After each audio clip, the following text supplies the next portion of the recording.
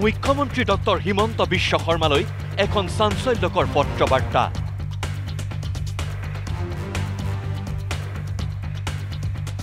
মৰিগাঁও বৰচলাৰ এগৰাকী অসমীয়া কিশোৰীয়ে প্ৰেৰণ কৰিছে এই চাঞ্চল্যকৰ পত্ৰবাৰ্তা।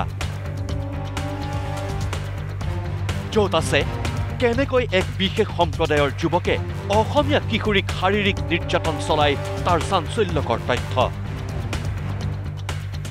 প্ৰতিবাদেৰে মৰিগাঁৱৰ বৰচলাবাসীৰ মুখ্যমন্ত্ৰীলৈ আহ্বান, আমাক নিৰাপত্তা দিয়ক। আমাৰ ঘৰৰ ওচৰতে থানা, তথাপিও আমি সুৰক্ষা নহয়। কিহৰ কাৰণে এইটো আমি নাজানো। এতিয়া আমি মুখ্যমন্ত্ৰী ডাঙৰীয়াক এইটোৱে অনুৰোধ জনাওঁ যে আমাক নাৰী সুৰক্ষা লাগে। প্ৰথমে মৰিগাঁৱৰ নিৰ্যাতিতা কিশোৰীগৰাকীৰ মুখেৰে শুনক সেই গাৰ নোম শিয়ৰি উঠা ঘটনাৰ বিৱৰণ। কি ঘটিছিল সেইদিনা? মই স্কুললৈ গৈছিলোঁ, তাৰপিছত লগৰকেইজনীয়ে মোক মাতিবলৈ আহিছে। তাই কৈছে এঠাইৰ পৰা আহোগৈ ব'ল, তেনেকৈ কৈছিলে। তাৰপিছতে মই কৈছোঁ মই নাযাওঁ, তেনেকৈ কৈছোঁ। তাৰপিছত তাই কৈছে ব'ল না প্লিজ। ময়ো গ'লোঁ তাইৰ কথা শুনি। তাই বেগত কাপোৰ চাপোৰ লৈ আহিছিলে। তাৰপিছতে আমাৰ ঘৰতে কাপোৰ সলালে, ময়ো সলালোঁ। তাৰপিছতে দুইজনীয়ে গ'লোঁ। গৈ পেলাই এই ল'ৰাকেইটাই ষ্টিং আনিছিলে, ৰাস্তাত ষ্টিং খুৱাই দিছিলে।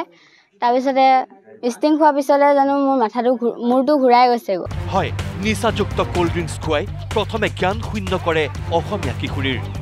তাৰ পিছত গাড়ীৰ ভিতৰত আৰম্ভ হয় পাশবিক কাৰ্য। নিৰ্যাতিতা কিশোৰীয়ে কৈ গ'ল সেইদিনা আৰু কি কি হৈছিল। ড্ৰাইভাৰজনে নহয়, ইজনে কৈছে যে অলপ বাহিৰৰ ফালে চাই থাকচোন। তেতিয়া মই বাহিৰৰ ফালে চাই আছোঁ। তাৰপিছত ছোৱালীজনীৰ লগত অলপ চুমা টুমা খালে।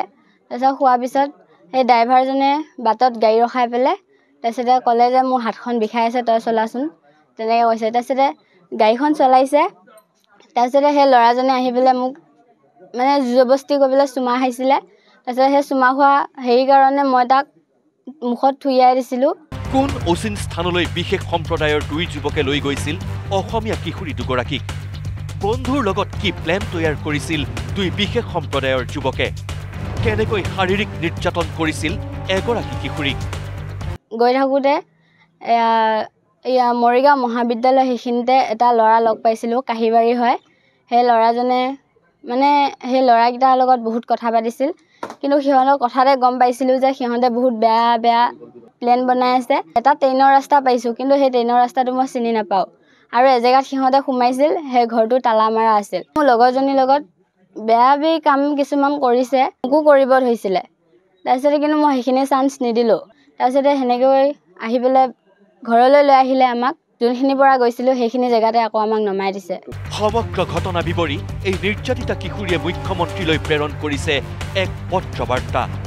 এই বিশেষ সম্প্ৰদায়ৰ লোকৰ পৰা নিৰাপত্তা দি অপৰাধীক উচিত শাস্তিৰ আহ্বান জনালে ডক্টৰ হিমন্ত বিশ্ব শৰ্মাক। মুখ্যমন্ত্ৰী ডাঙৰীয়া ছাৰলৈ এখন বাৰ্তা পঠাইছোঁ। সেই বাৰ্তাখন চাই যাতে তেওঁ অলপ ল'ৰাকেইটাৰ ওপৰত যাতে বহুত শাস্তি দিয়ে, দুইজনকে যাতে দিয়ে। কিশোৰীগৰাকীৰ বিদ্যালয়ৰ পৰা আৰক্ষীক গোচৰ দিয়াৰ পাছতো নিৰ্বিকাৰ বৰচলা আৰক্ষী। মুখ্যমন্ত্ৰীলৈ ৰাইজৰ আহ্বান, খিলঞ্জীয়াক নিৰাপত্তা দিয়ক। ঘটনাৰ তদন্ত কৰি দোষীক উচিত শাস্তি দিয়ক।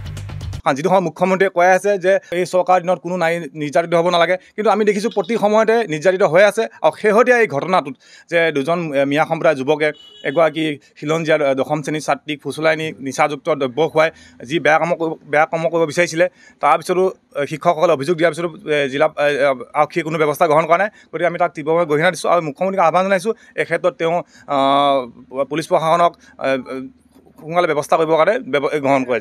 কেমেৰা পাৰ্চন ৰঞ্জনৰ সৈতে মৰিগাঁৱৰ পৰা প্ৰাঞ্জল দাস, নিউজ লাইভ।